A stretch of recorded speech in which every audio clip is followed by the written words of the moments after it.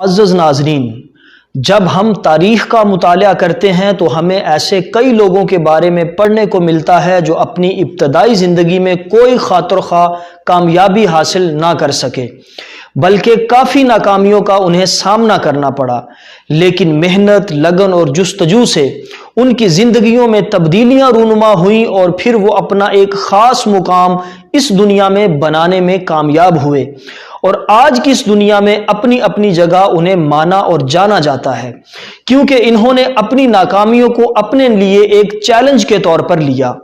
ایک بچہ جسے اسکول کی باسکٹ بال ٹیم سے نکالا گیا تو اس پر اس بات کا اتنا گہرا اثر ہوا کہ گھر آ کر خود کو کمرے میں بند کر لیا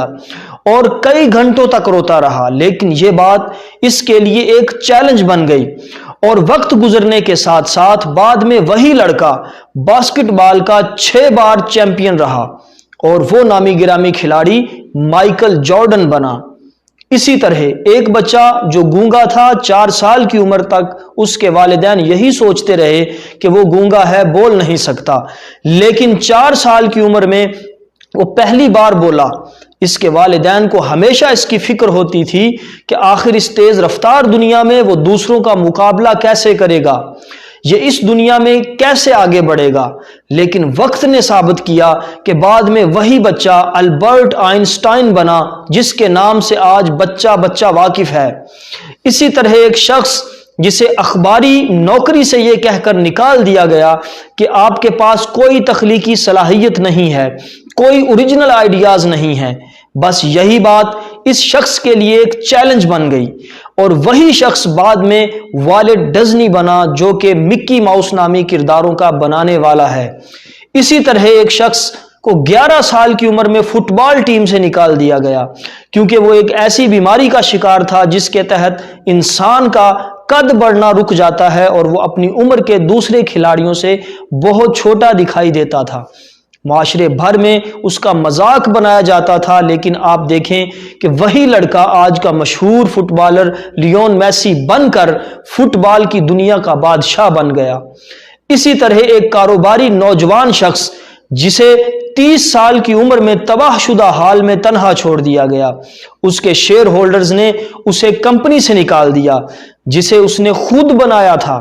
وہی شخص بعد میں دنیا کو ٹچ سکرین ٹیکنالوجی سے آشنا کر گیا اور دنیا اسے ایپل کے بانی اسٹیو جابز کے نام سے جانتی ہے۔ اسی طرح ایک شخص جسے استاد نے یہ کہہ کر اسکول سے نکال دیا کہ تمہاری سمجھ میں کچھ نہیں آتا، تم ایک نہایت کند ذہن بچے ہو، وہی کند ذہن بچہ بعد میں الیکٹرک بلب سمیت 1000 سے زائد ایجادات کا مالک بنا، جسے آج ہم تھامس ایڈیسن کہتے ہیں۔ اسی طرح ایک شخص جس کی منگیتر کی موت ہو گئی، بزنس ناکام ہو گیا، نروس بریک ڈاؤن ہوا، اس کے علاوہ 8 الیکشن میں شکست ہوئی، لیکن وہی شخص بعد میں امریکہ کا 16واں صدر بنا، جسے دنیا ابراہم لنکن کے نام سے جانتی ہے۔ معزز ناظرین، اسی طرح ایک شخص جو ٹویوٹا کمپنی میں بطور آٹو موبائل انجینئر کی جاب کے لیے انٹرویو دینے گیا اور ناکام ہو گیا، جسے ٹویوٹا کمپنی نے جاب دینے سے انکار کر دیا، وہی شخص آج ہونڈا کمپنی کا مالک ہے۔ اسی طرح شاید آپ کو اس شخصیت کے بارے میں معلوم نہ ہو کہ ہرنالڈ شنائڈر 1920 کی دہائی میں کنٹیکی کے بہترین سیلز مین تھے، مگر اپنے غصے کی وجہ سے انہیں اگلی 3 دہائیوں تک درجن بھر ملازمتوں سے ہاتھ دھونا پڑا اور اپنے پہلے ریسٹورنٹ کو بھی بند کرنا پڑا، جس کے نتیجے میں وہ 65 سال کی عمر میں بکھر کر رہ گیا۔ تاہم اس عمر میں بھی ایک بار پھر ہمت پکڑتے ہوئے وہ امریکہ بھر کے دورے پر نکلا تاکہ اپنے فرائیڈ چکن کو فروخت کر سکے، جو اتنا مقبول ہوا کہ 1964 میں جب وہ 74 سال کا تھا تو اس کے چکن کی فروخت کے 600 سے زائد فرنچائز آؤٹ لیٹ کھل چکے تھے، اور اس طرح KFC کی بنیاد پڑی جو اب دنیا بھر میں کام کر رہی ہے۔ اسی طرح ہیری پوٹر سیریز تحریر کرنے والی JK رولنگ پہلے ایمنسٹی انٹرنیشنل لندن میں بطور سیکریٹری کام کرتی تھیں، تاہم وہ ہمیشہ سے ایک مصنف بننے کا خواب دیکھتی تھیں وہ اپنے دفتر میں بھی کام کے دوران خفیہ طور پر کہانیاں تحریر کرتی تھیں اور ایک لڑکے کی داستان کا خیالی پلاؤ پکاتی تھیں جس کا نام ہیری پوٹر تھا۔